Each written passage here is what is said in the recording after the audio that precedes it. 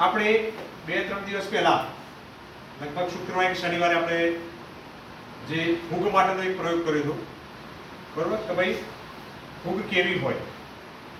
તો એ દિવસ આપણે તમે જો રોટલી લાટ કરી હતી, એ રોટલીને આપણે કોથળીની અંદર પેક કરીને મૂકી હતી, બરોબર? હવે આજે મંગળવાર થયો, આજે આપણે એ રોટલીને જોઈએ કે એના પર શું પરિસ્થિતિ છે, બરોબર? તો અહીં આપણે ખોલીને તમારે દેખતા આપણે જોઈશું એમ શું થયું છે અંદર. નજીક લાવો, તમે પણ ઉભા થઈને અહીં આવો. કેવું છે તારે? ચલો ભાઈ, તો જુઓ અહીંયા જો તમે મૂકી હતી કેવી રોટલી હતી ભાઈ, અને અત્યારે કેવી છે દેખાય છે તમને? આ સફેદ ડબ્બા દેખાય છે, સફેદ લીલા ડબ્બા, બરોબર? તો આ શું છે ભાઈ? ફૂગ છે. હવે આપણને એ પ્રશ્ન થવો જોઈએ કે આપણે રોટલીને કોરી કટ મેલી હતી અંદર, બરોબર? અને અંદર ફૂગ આવી ક્યાંથી? અંદર તો આપણે કશું કર્યું નથી, કોથળી પેક હતી, બરોબર? તો આ કોથળીની અંદર ફૂગ આવી ક્યાંથી, બરોબર? બેસો. તો આપણો એ પ્રશ્ન છે ભાઈ, તો તમને પણ પ્રશ્ન થાય તો તમે કોઈ વિચાર્યું ક્યાંથી આવી?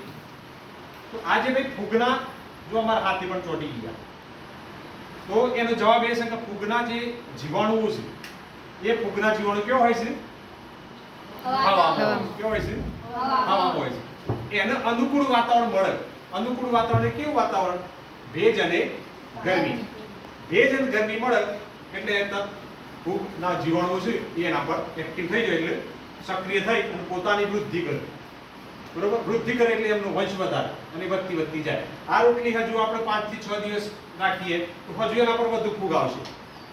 જો 20-25 દિવસ મહિનો રાખશું તો એટલી આ રોટલી આખી એની પૂરી થઈ જશે અને ફૂગ જ રહેશે પછી, બરોબર? એટલે ફૂગ હવાના અંદર જ હોય છે. જ્યારે એને યોગ્ય વાતાવરણ મળી જાય એટલે એના પર સક્રિય થઈ જાય છે. તો આપણને ઘણા રોગો ફૂગથી થતા હોય છે. તો એવા જે રોગો છે, એક તો છે આપણને ખરજવું થાય છે, ત્યાર પછી ધાધર કહીએ છીએ આપણે, એ બધા ફૂગથી થતા. કારણ કે ચોમાસામાં તમને ભેજ અને ગરમી મળે એટલે વધારે થાય. કારણ કે ચોમાસાના વાતાવરણમાં ભેજ વધારે હોય અને ગરમી પણ હોય, એટલે આ રીતે આપણા ફૂગના જીવાણુઓ વાતાવરણમાંથી ફૂગ બની અને કોઈ પણ આવા પદાર્થ ઉપર જે જીવિત પદાર્થ હોય, સક્રિય પદાર્થ જેમાંથી પોષણ મળે, બરોબર? આ લોખંડ પર ફૂગ ના આવે અને જેમાંથી એને પોષણ મળે. એટલે ફૂગ કેવી છે? મૃતોપજીવી છે. કેવી છે?